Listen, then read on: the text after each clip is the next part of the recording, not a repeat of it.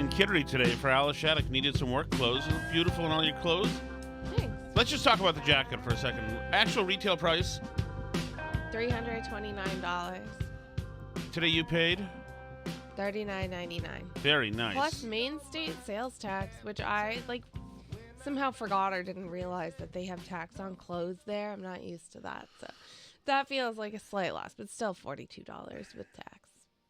Okay. Well, good. That's great. You look beautiful today. Thanks. I'm thrilled that we ticked something off, which is important. So, now, the big news, the Off Sunday shows in the world. Even Friday. I mean, you talked about wanting to maybe even do an emergency show on Friday because this was such a crazy day and such a crazy thing to happen. And I don't know that anybody necessarily saw this coming, this thing with Zelensky in the No, I Oval knew that he Office. was there to sign something. I told my show because he came into the White House Friday, and Trump made fun of his clothing. He said, "Oh, good. I'm glad you're dressed up," which is just fine. And then the next thing I know, you had the stuff came out. The heated moments of this thing came out. Get this thing over with. You see the hatred he's got for Putin. It's very tough for me to make a deal with that kind of hate. He's got tremendous hatred, and I understand that. But I can tell you the other side isn't exactly in love with, him either. So it's not a question of alignment. I'm aligned with the world. I want to get the thing set. I'm aligned with Europe. I want to see if we can get this thing done. You want me to be tough? I could be tougher than any human being you've ever seen. I'd be so tough. But you're never going to get a deal that way. So that's the way. So the whole thing, and if you listen to the New York Times Ukraine podcast, they even talked about it in the Tuesday episode that I listened to today, saying President Zelensky is going to be in Washington Friday to sign the minerals deal. Right. And so this deal, and people, you could already tell that people on the left were kind of pissed about this deal to start with, because the way that Trump was framing it with this minerals deal thing was that this is going to help compensate the American people back for some of the aid that we've been giving. Is these mineral rights that Ukraine is signing to the United States. So people were already on the left who just want to find a reason to hate Trump were saying that we were stealing from Ukraine when they were down, pickpocketing them. That Trump's a marauder and a pillager and all this stuff. You were seeing people start to say this in the few days leading up to this.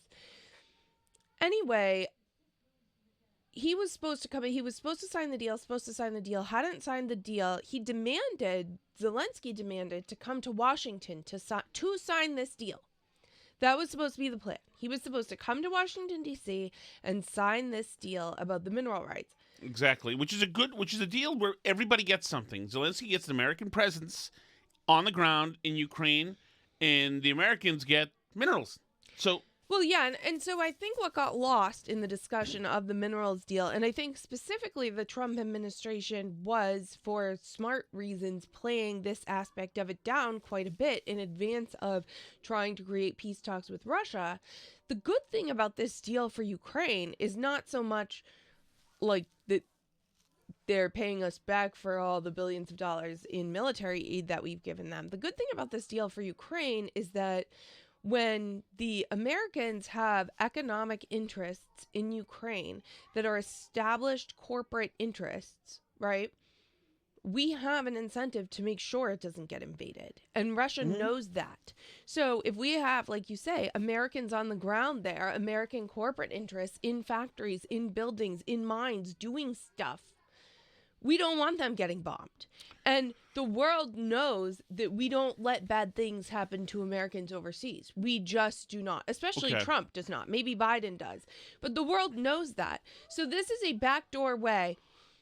Trump and his foreign policy team know that the Russians are not going to come to the table if part of what the United States is saying is that we're going to go to war with Russia if they do anything to Ukraine again. If we just out front say that as a guarantee and a condition, Russia's not going to be okay with that. All right. But this is an implicit backdoor way to do the same thing. Absolutely. It is a security guarantee in advance under a different name that was, like you say, a win-win for both sides here. Right. But since the Democrats just love the killing going on, they all said, no, they're trying to strip mine your country because Trump's a POS.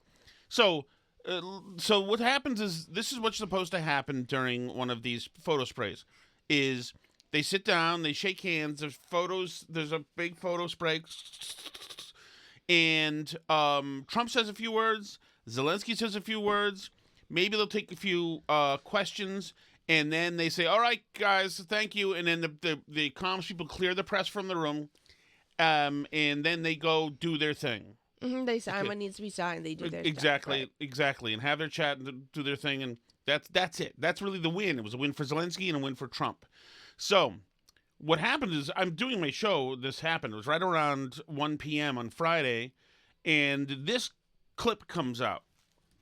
Talking about the kind of diplomacy that's going to end the destruction of your country. Yes, but if you are Mr. not President, strong... Mr. President, with respect, I think it's disrespectful for you to come into the Oval Office and try to litigate this in front of the American media. Right now, you guys are going around and forcing conscripts to the front lines because you have manpower problems. You should be thanking the President for trying to bring an end to this conflict. Have you ever been to Ukraine that you say what problems we have? I have been to. Come once. I've actually watched and seen the stories, and I know what happens is you bring them on a propaganda tour, Mr. President. Do you disagree that you've had problems bringing people into your military? We have problems. And do you think that it's respectful to come to the Oval Office of the United States of America and attack the administration that is trying to prevent the destruction of your country? A lot of questions. Let's start from the beginning. Sure. First of all, during the war, everybody has problems. Even you, but you have nice ocean and don't feel now, but you will feel it in the future. God bless. You don't know that. God bless. You don't God know bless. that. You will not. Trump obviously doesn't like that attitude that Zelensky is saying you're going to feel it in the future, and that's and that implies that Trump will have coughed this up somehow or missed something, and the Russians will be on our doorstep. So right now, Zelensky's already out of line here. Don't tell us what we're going to feel.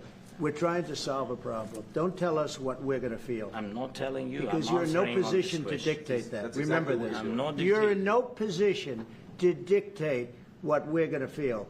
We're going to feel very good. You will feel influence. We're going to feel very good and very strong. You will feel influence. You're right now not in a very good position.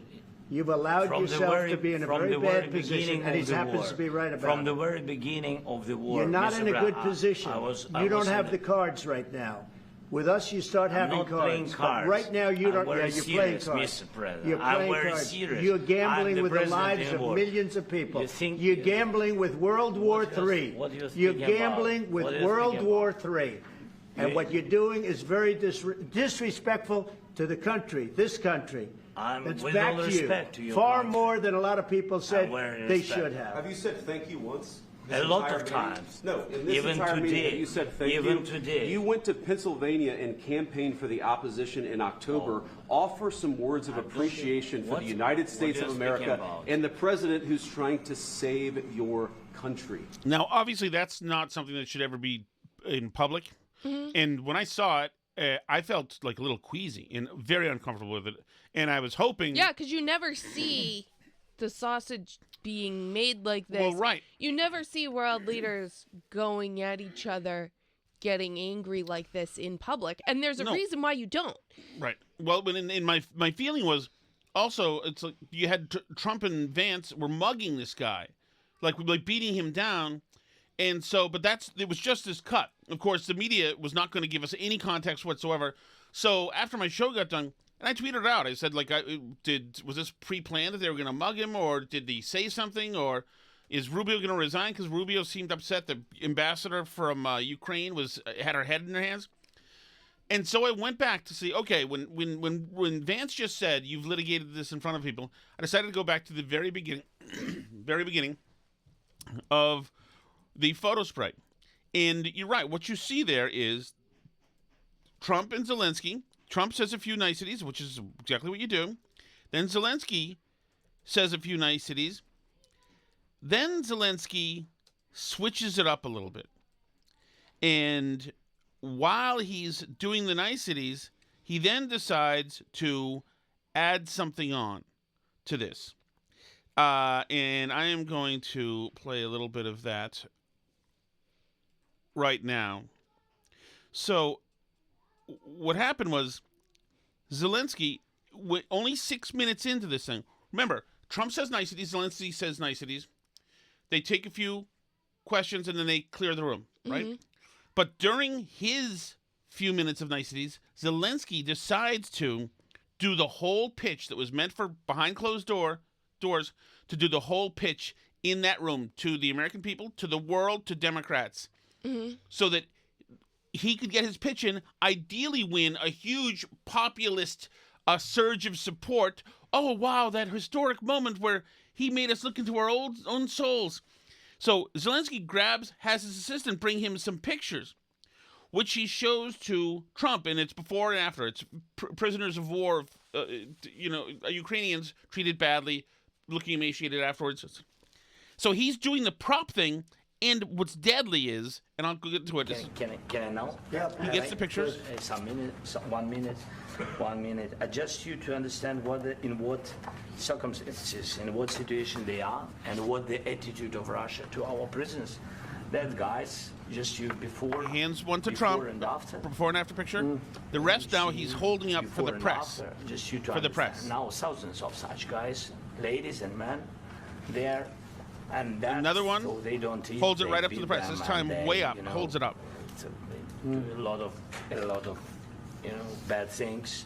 So So he's doing now. He's into the pitch. You can tell Trump was not pleased, and none of the stuff. This is not for the pitch, but he wants the world to see it. It's a way to try to force Trump to move on this and offer him guarantees. So that's the moment where Zelensky tries to do an end around, which should be a normal photo op, and try to win the hearts and minds of people right out from under him. Now, a few minutes later, then Zelensky, and somebody put him up to this, probably Chris Murphy among others. Mm-hmm. Democrats must, but you've got a good theory on this. But 5 minutes at 11:45 into it, which this shouldn't have gone that long. Zelensky loses his ability to stay straight, to smile, to say nothing, to nod and say thank you, and he becomes a smarmy a-hole. And he affects this theatric motion that is from his comedian days, I guess, when Donald Trump says something. Zelensky felt, for some reason, he needed to get this in, and this is messaging to Europe. Because Europe really helped. President Trump said that they made less support, but they're our friends, and they are our very supportive. He's dunking on Trump to his face, saying, no, you were wrong. No. He said they made less support. Partners, they really gave a lot. He's off the rails here, because he should not be. This is total lack of focus, total lack of message discipline.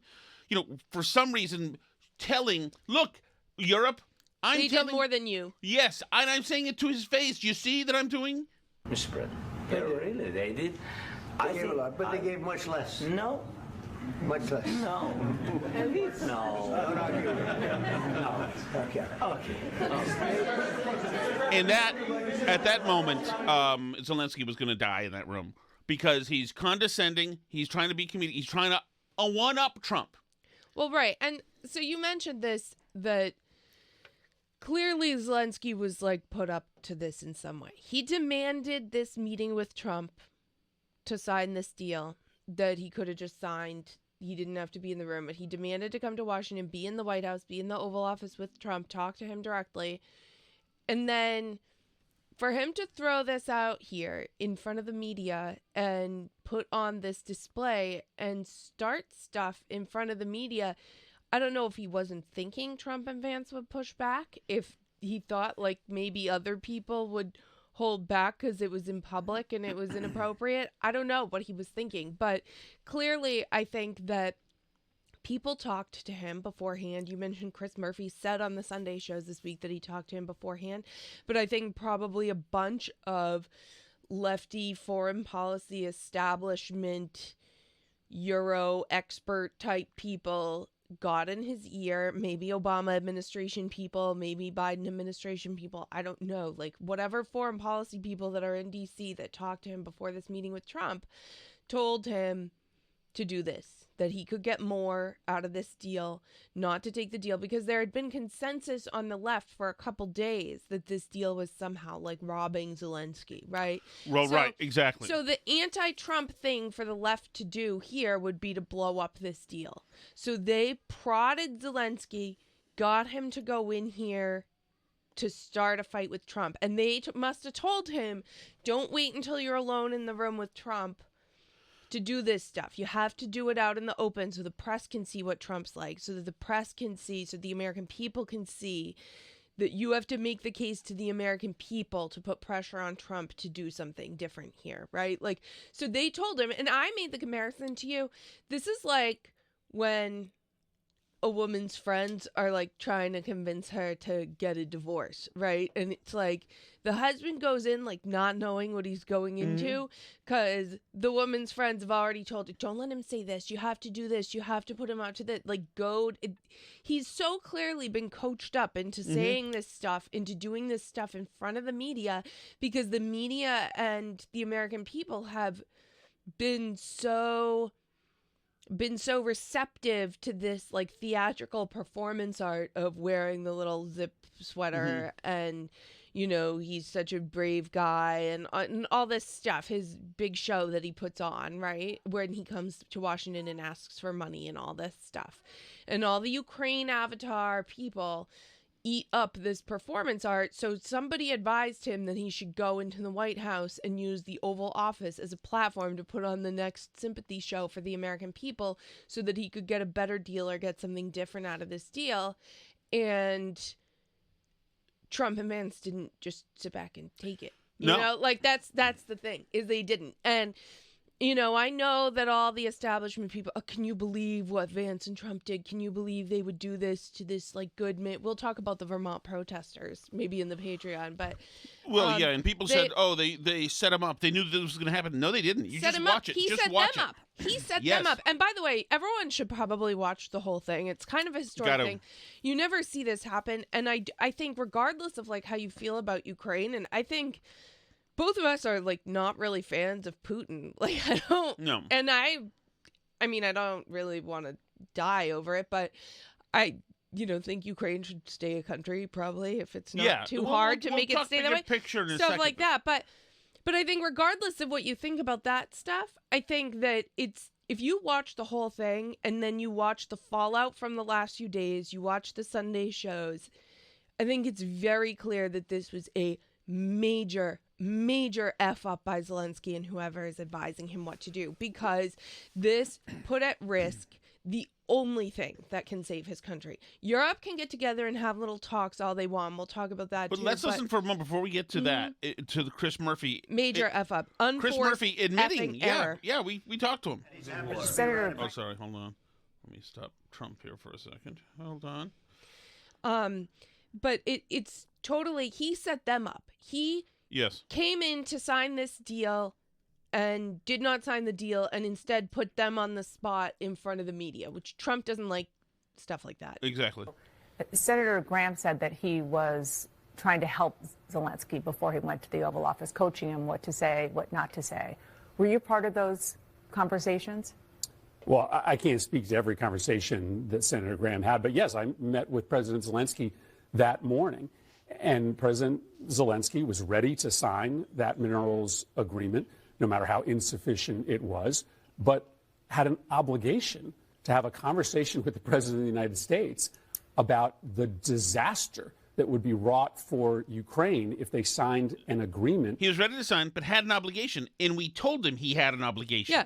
So we're getting insight into the conversation that happened. Yes. No, you have to go in there. You owe it to your people to go in there and blow up this deal. Yes. It's insufficient. Like I say, this is the friends telling the wife, like, yes, you can do so much better. He owes you more than this. Yes. If you go in there, you make him an ultimatum and you tell him X, Y, Z, like, because they have no skin in the game. So Right. it's fine And for them to be like, yeah, go in there and say this. This was a really good deal for Ukraine to take. A good first step, certainly. It was a natural first step. And they're also saying, Murphy's telling him, well, you better get in there and please make your case to the American people in the world right now while the cameras are there, because Trump and Putin are talking behind your back. So their deal is already moving along. So you better make your piece and get your piece of the pie. That didn't have Zelensky at the table and trusted Vladimir Putin. Vladimir Putin is not to be trusted. And so Zelensky had an obligation to raise that issue.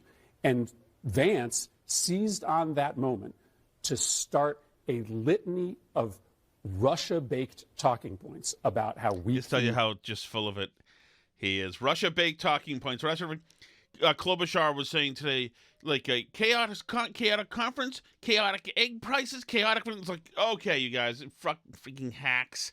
We see what you're doing. They're trying to make something happen, but nothing's sticking. And I don't know. Good for them, I guess. Like, it's fine for them. They don't have skin in the game. They're not going to go die over Ukraine, but it's fine for them to push Zelensky into possibly blowing up the best deal he was going to get, and ensure that Ukrainian men and women keep dying so that they can, like, feel good and get an anti-Trump hit out of all of this. Like, yeah, we took down Trump's peace deal. He was working with Putin and, like, stupid Putin talking points and everything. But it's clear, and I want to talk about the British ambassador guy too, because this week had on this British ambassador, and I think this is honestly why I'm kind of glad we didn't have an emergency show on Friday and like immediately react to this, because it took a couple days, I feel like, for the dust to fully settle on this thing, and I think what became very clear from the Sunday shows was that the rest of Europe needs Ukraine to backtrack here and go make good with President Trump.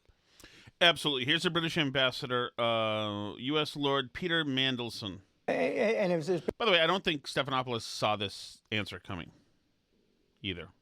And if there's been any progress yet, I know the meetings are going on right now, but you seem to suggest that it's up to the Ukrainians first to come forward and say yes? Well, look, after what happened on Friday, it's clear that we need to bring the United States and Ukraine back together again. And I think the first thing that President Zelensky can do is to make clear his commitment to the initiative that President Trump is taking. And yes, I do think it would be a good idea if he signed the economic and commercial deal put forward by the United States. And the reason I say that is, quite apart from the economic gain that Ukraine will derive from that, it will also give the United States a stake in Ukraine's future. It will mean that U.S. commercial interests, U.S. Individuals, citizens will be on the ground there, and that will be an even greater added incentive for the U.S. to protect the Ukraine in future and make sure that war does not ensue again. That's what I want to see. That's what we all want to see. It takes both the United States and Ukraine to come together and make sure that this whole initiative is given the best possible likelihood of success. Because, George, it is the only show in town. It's the only negotiation available, and it's got to be made to work. And that's what we in Britain are very committed to help bring about. That's a tough thing coming from England. And he had a few answers on this. Like, they talked also about how France and England are talking about putting like troops on the ground, and how some people are saying that would create an Article 5 obligation for the United States to go get involved if like their troops start getting killed in Ukraine or something. But the ambassador said during this conversation, like, we need the United States to be the ultimate backstop of whatever it is that we're doing. And like that's the final point of it, right? Like there's Right. Nothing they do matters or counts when we're dealing with Russia. Russia is too big a player. England and France are not going to cut it, even if they put troops on the ground. Like, they need the U.S. behind what they're doing. The ultimate threat has to be that the United States is invested in making sure Ukraine stays a country. And if we have stuff there, corporations, minerals, whatever it is that we're doing there, right? Then we have an incentive to be doing that, even if, like, treaties fall through and things, right? Like, Putin doesn't want to mess with American corporate interests abroad. Doesn't want to do it because he knows that the United States looks out for United States people. And, like, this is the thing. This is why it was bad for Zelensky to blow up this deal. But the left is way too preoccupied with making sure that they get a win over Trump, making sure that, I don't know, they want to, like, prove something. Chris Murphy and these guys, oh, this is a bad deal. They're stealing from you and the Ukrainian people. Dude, they're blackmailing you, this, that, the other thing. Like, that's not what this was. And you can see that, like, the British and other people are upset that this deal got blown up. This was not supposed to happen this way. And other people who are invested in trying to make sure there's peace are not pleased with this outcome. And I want to, like, for those of you seeing everywhere your friends and neighbors now with blue and yellow avatars again, and saying, I can't believe that Trump and Vance blew this up on purpose because they're friends with Putin. All these people who are so angry because they're not going to finally have peace, they were fine with Joe Biden never even having any peace talks. It never happened. But this is a Ross Douthat, whatever. I resent him being named that. But he actually retweeted something that Jake Tapper tweeted. This must have killed Tapper to tweet out. But this is a good bit of the bare raw facts. Tapper tweets out, one pro-Ukraine expert, normally supportive of Zelensky, offered me this perspective. He cautions that today's showdown should be seen in a clear-eyed way. Ukraine is losing this war, the expert says. Russia is making tens of thousands of drones per month. And that is true. I just saw all sorts of information. I did a big Sue O'Connell today. So I'm now a Ukraine expert, and the region expert, by the way. But they have drawn 47% increase in everything say this in too. Tanks and all sorts of ordnance, and they are going crazy. Marco Rubio said this on This Week today. Ukraine is losing this war, the expert says. Russia is making tens of thousands of drones per month, and Ukraine can't shoot them all down. Russia is making advances because Russia doesn't value human life and is okay to lose thousands of men a day. Ukraine can't keep up with that and shouldn't. There needs to be an end to this war, and there are only 3 ways out. 1, America can send military weapons and manpower, and potentially this starts World War III. 2, Ukraine can surrender and give in to Putin. Or 3, we give this ceasefire plan and deal that Trump is pushing a chance. I would go for option 3. Trump was talking about Ukraine getting land back that it lost just yesterday. Zelensky knew the position of the Trump administration ahead of time. Perhaps this meeting was a trap, but it's one Zelensky could have easily avoided. And looking into how all this would play out, the European armies, and they can give Ukraine, they can make up the money, and they probably will if we were to pull out totally in billions. They could it would be like a doubling of some of the GDP spending on this, but they don't have the deterrence or the cohesion of the United States. Right. So if there were Article 5 were to be triggered, or let's say the Europeans decided that they were going to tussle with him, there's no cohesion. The European Union countries are not cohesively one fighting force. They're not. Russia is, the United States is, but these guys aren't. And so you're going to have the Poles and the Estonians and all these other things. So, Putin already said that last summer that if there's a strike on its resources, that he considers that an Article 5 strike. So what are they going to do in Europe being splintered when they hit Moscow with missiles, which is what people, somewhat reasonable neocons who I'm friends with, still feel that they should do to have an uprising against Putin by hitting Moscow and hitting, those. But like, now here Moscow, Putin's not going to sit there and let you destroy his military-industrial complex. He's not going to let you do that. So he's going to return the favor anywhere around the world where we are going to meet him, which includes on the high seas, which includes in the Middle East, anywhere where they have interests, et cetera, et cetera. And it also could mean he could roll right into, with all his armor, he could roll right into the Baltic states. He could roll right into Estonia. And there's not much that anybody could do. And then when he's in Estonia, what are we gonna do then? Just decide to, okay, we have now 57 different incursions around the world with Russia or Russian proxies, including North Koreans, God knows where they'd be distributed to. And now Putin is hitting targets around Europe, including munitions targets of Germany NATO and Britain, countries, right. NATO countries, Italy. There's all sorts of, Putin has all sorts of ways. At what point are they going to say, okay, this is World War III? All Right. because this fathead wouldn't sit down for 5 seconds and talk about mineral rights without being a condescending little twerp.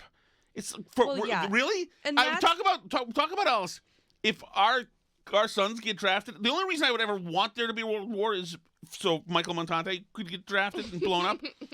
But if our kids get drafted, I would have a hard time saying why we're in this stupid war.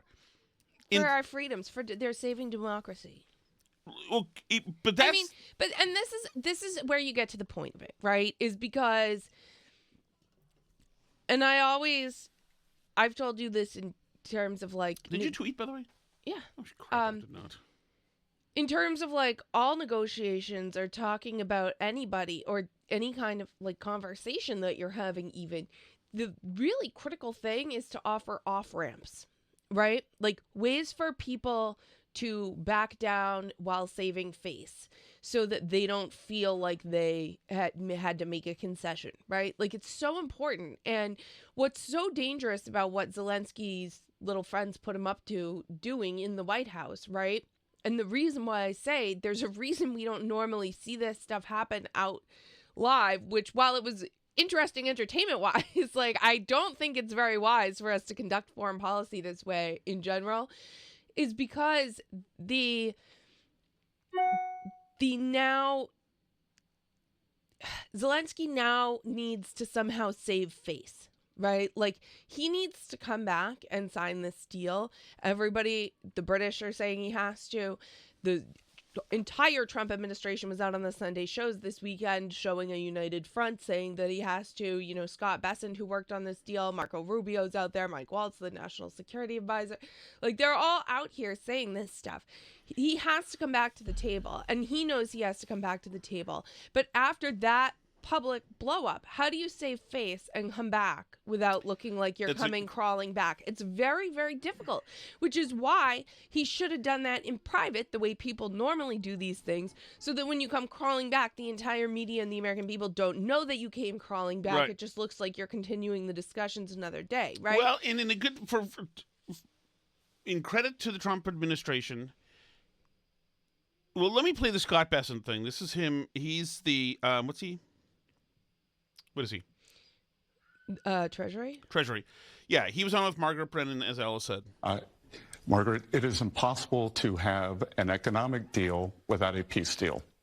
The sine qua non for an economic deal is that Ukrainian leadership wants a peace deal. I thought this was a building block towards getting to a peace deal. It was supposed to be, but President Zelensky came into the Oval on Friday. There were three things that were going to be done. There was going to be a press conference. There was going to be a private lunch with 16 of us. And as you could see from Dan Scavino's the post on his X account, we were already set up to sign the deal. So it's unclear now. President Zelensky has thrown off the sequencing. And Margaret, let me tell you the most tragic part of this. The President Trump's idea for this economic arrangement was to further intertwine the American people and the Ukrainian people and show no daylight, to show the Russian leadership that there was no daylight. And President Zelensky came into the Oval Office and tried to relitigate in front of the world the deal. And the place to have done it would have been in the private lunch. Which is to credit to us, we said this before he did. He just said sine qua non. True. If you throw a Latin phrase in there. By the way, Trish says she thought she'd never love a verbal tick more than etc., but she's loving how now you say etc. and then you stop and say etc. again because you notice it. That's No, now the you origin say of that etc. problem twice. will be overseas very soon. But once again, he points out what we were talking about, that they were trying to do something smart here with this economic deal, not trying to steal minerals from Zelensky or steal from the Ukrainian people or something, the way the left is trying to frame it, because they're trying to score political points on Trump over the well-being of the Ukrainian people, the Russian people, the rest of Europe, including NATO countries. The American left and their elected people are willing to attempt to cause World War III if it makes them feel right over Trump a little bit for a day or two before we all get nuclear warred to death, right? Like that's worth it to them to say, see what Trump did while the missiles falling on us. That's what they want. So I hope they're happy, because they're a bunch of petulant freaking children who can't handle that Trump was trying to do the adult thing and make an adult deal and have adult peace talks with adults who are trying to not cause World War III, because they did nothing, like you point out, nothing when Biden was president. For 3 years, this war has been going on, and Biden did absolutely nothing to stop it. Just did what's maybe the worst of all worlds, where he kind of kept limping Ukraine along with like a drip of aid, not trying to stop the war, just like keeping them alive enough to feed both sides into a meat grinder for 3 years. Terrible. I mean, his foreign policy, obviously, anyone who was involved in the Obama administration's or the Biden administration's foreign policy teams should not be allowed to ever comment on anything publicly ever again. Like, these are men like Anthony Blinken and Jake Sullivan who love to walk with attachés and big briefcases and important things and binders. And we are diplomats. We are here on a global scale. We are making a difference. We are Harvard grads. We are people who, we are the elites. We are the intelligentsia. And they're all fools. well, yeah, and they can't take it that Trump was actually getting something done here. So they goaded Zelensky into blowing up his best chance at stopping his people dying that he's had in 3 years. It's pathetic. It's childish. Allison, it gambles with the lives of everyone on planet Earth. And it's so immature. It bothers me a lot. And like these idiots, I guess we should get to the chat, yes. But then on the other side in the Patreon show, patreon.com/burnbarrel, if you want to go find that, we'll talk about the Vermont people and their take on this too. So, anything new? Been a long while. I know, Justin. So here you go. You've been missed. Anything new with used twos? The fam? Anything? No. I'm willing to bet that Tom went over the death of Gene Hackman and that is incorrect. The odds of all the just how weird that whole thing is. Yeah. Like pills scattered around. Pills, one dead dog, one dead wife. What a way to go. Maybe they were partiers. His wife and stuff. Married an Asian woman. Yes. Interesting. Anyway. You're allowed to do that now, Justin. I bet Alice was like, I don't know any Gene Hackman movies. No, she does not. And then you're like Crimson Tide, Unforgiven, Hoosiers. I've never seen Hoosiers, but the other two. The Birdcage. Right. Young Frankenstein. Mm-hmm. Yada yada. I actually didn't know he was in Young Frankenstein until this week when they showed him. I didn't know that was him. Yada. But yeah, with me, this is probably going to be a long message. But with me, it's just a lot of stuff been happening. We have been having somebody out sick with pneumonia for almost a month and a half. Wow. Oh my goodness. And stuff going on with my mom, but sorry about that. Sorry, Justin. You know, she's had breast cancer. Oh man. She had the double mastectomy. That's you know, I'm not going to cry like Blind Mike here, but right. You know, it was hard seeing her go through that. Of course. So, but if it's not that, it's her foot, and she's got a boot on it, and she's gonna have to have surgery. Yikes, that's awful. But that's just how life is, you know. Yes. And then this music teacher that works at the school, she had Hold on, I'm gonna stop you right there, Justin. We're gonna marinate in the fact that your mom is sick and hope that she gets better. Yes. There is 1 minute Trish is to go. upset you haven't seen Hoosiers.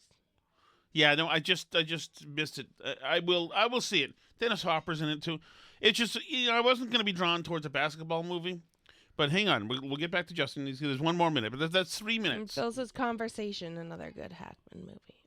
I've never also seen The French Connection, so. Tom, I'm going to give you 2 seconds to bow your head in shame. What? Now, I want you to say these words. All right. I missed out. I missed out. Tom, there is no excuses.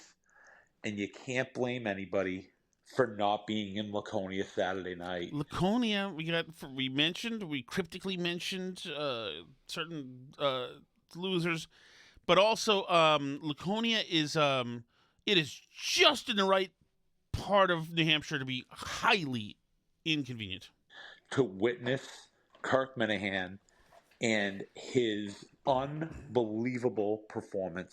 He is by far the best live entertainer that is living. The show was absolutely amazing. I don't like. There's part of it where he shaves Mutt's head. I don't like head shavings. That's not a thing. I don't love that. I do like the fact that Coleman was there shooting basketballs. It was everything and anything you could imagine, and there's really no excuse. There's no reason for you to have not have been there. You can't blame Alice, the kids, nothing. You failed, sir. Oh, my goodness. And on top of it, I met Steve from Merrimack. Here we go. And let me say this. I'm Team Steve from Merrimack. Wow. Absolutely wonderful individual. That's huge. Down to earth. Really good guy. Wow. And we cracked a few jokes at your expense. No, which I'm sure you don't mind. So, Tom, you, sir, failed. Shame on you. No. But I will say, look at Steve from Merrimack and Steve from Gloucester signed the mineral deal, Alice. You know, they managed to do it. See, that's what we need, is we need Kirk Minahan at the table in the Ukraine deal. Absolutely. His power to bring I'm thrilled that you guys said hi. I'm thrilled. His power to bring people together is unparalleled. If he can end the Steve feud of the Barrel Podcast Chat, then, I mean, like, anything is possible. Peace in our time. Hi, Steve from Merrimack. Hey, Steve. I'm actually on my way to the Minahan show in Laconia tonight. And, Tom, of course, there was an overwhelming response from the Burn Barrel listeners. Yes. To your announcement that I had an extra ticket. You left out one key fact, although I thank you for doing that. Sure. But you left out one key fact, which was I wasn't looking for any money for it. Did I not say that? I would have given it away free. Yeah. You know, as in no cost, as in pay for your gas to get there. But alas, it is not. I don't have the sway I used to have, Steve. When I was Captain Hot Sauce, you know, I could control people and cajole people. Those days are over. To be. Tim from Canton bailed. Tom from New Hampshire bailed. That's vicious. I'm going to be as alone at this thing as I was at the first Madawaska in February of 2020, which is to say completely alone. That's a tough one. Driving all the way up there, Steve? Man, sorry about that. But it sounds like it was a great time. People had fun. That is great. If I came to your house and started dictating to you how things were going to go, I'm pretty certain that Alice would not hold her tongue. Right. Just like J.D. Vance and President Trump with Zelensky. Who shows up and starts acting like an a-hole? Like, what is that about? He was, too. And but once again, if you haven't seen the whole thing, watch the whole thing. And you'll see the faces, the eye rolls. The guy was just, what was he doing?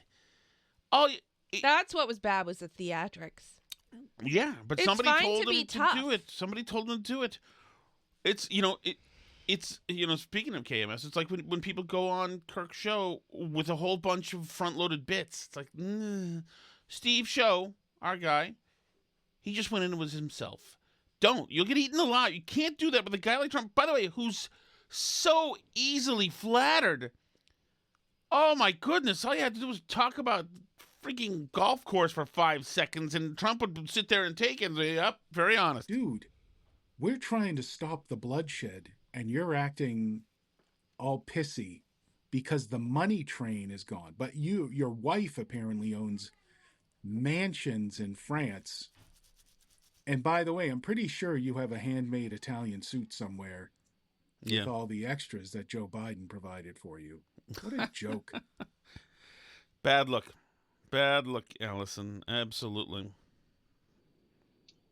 Hi, Steve from Merrimack. Hey, Steve. Tom, Alice, I was hoping that someone would make the connection between the Vance-Trump-Zelensky meeting in the White House and a great scene from the movie Casino. And, Vance should always be the hatchet man. Trump shouldn't. But it reminds me of the scene in the desert where Pesci says to... have you seen Casino, Alice? Many years ago. I don't really remember it. De Niro's character, you only exist out here because of me. Yeah. I so wish Vance had said that to Zelensky. Paraphrasing it, you only exist out there because of us, asshole. Yeah, no. Although Trump did give him the Polly thing, the Polly Walnuts thing, the gesture, which is good. Yeah, no kidding. What was he thinking? God, that was so... Don't listen to Chris Murphy. Well, there's never, in the time that Zelensky's been involved in this war, there's never been real pushback on him in Washington, D.C. No, he's only celebrated around the world. He's only had positive reception to everything he always does. And the American and the White House was absolutely the American reporter who went after him for dressing like a slob. It's like he's one of the new podcast what outlet guys. Was that? That was who some knows? Conservative thing. Yeah, who knows? Although I think that's good. Get some wild. Oh, was it OAN? Did Trump ask them, "What are you from?" And they were OAN. No, not him. That was another kiss ass question to Trump. But no. The other guy was like some podcaster. Tom. Yes. I heard you didn't go to Kirk's show because you were afraid you were gonna get kicked out. There's some truth to that. Possibility. If I went with Steve from Merrimack to the VIP thing, there was a very good chance that Kirk would just kick me out. He hates me, and I can absolutely live with that. But it is it is something that keeps me from hanging out in the same room with him. I still watch and listen to the show. So yes, so that is exactly right. Plus, there was no free tickets available, so I couldn't go. Hi, Steve from Merrimack. Hey, Steve. Tom, as someone said in the chat, it was Mick Jagger and David Bowie who were allegedly found in bed together by Bowie's ex-wife, Angie. Oh, but she's the only person who ever made that claim, and I think it was in some book that she wrote back in the 80s. Yeah. But the Rod Stewart thing I think you're thinking of is a widespread rumor during the 1970s when I was, I don't know, like 12 or 10 or 12 or whatever, that Rod had blown his entire band on the tour bus and finished every drop, if you know what I mean. Jesus! And so much so that he had to have his stomach pumped. Oh, at the New York City Steve! hospital. God, I'm gonna have to. And this rumor was started, in fact, by a industry music executive or some producer who had run afoul of Rod, or there was bad blood. Yeah. So he floated this thing out, and it just spread and spread and spread. And it's obviously completely false. Rod, hence his name, is all man. Thank you. Yeah, well, there was another thing where, like, Freddie Mercury and Rod Stewart and somebody else were going to be, like, hair and teeth or something. You know what I mean, Steve. Can you repair that for tomorrow, the pieces that I just threw out there for tomorrow? You're like, do you know what you are? You're Tom GPT. Yeah. You have a bunch of stuff that you've, like, seen or heard about, and it comes out in sort of garbled format, but sometimes people can, like, tell what you were going for. Yeah, you can tell that, when I got close to it, sniffing like a raccoon does into a garbage can. Thank you so much for listening. If you are watching live on Patreon, just stay there because we're going to head to the Patreon show. We have more Trump fans to talk about, as well as the Vermont skiing thing, as well as some more Healy and some energy bills. So we will get to that on the other side. If you want to join that, that's patreon.com/burnbarrel. If you like listening for free, burnbarrelpodcast.com has links to YouTube, Spotify, Apple Podcasts, etc.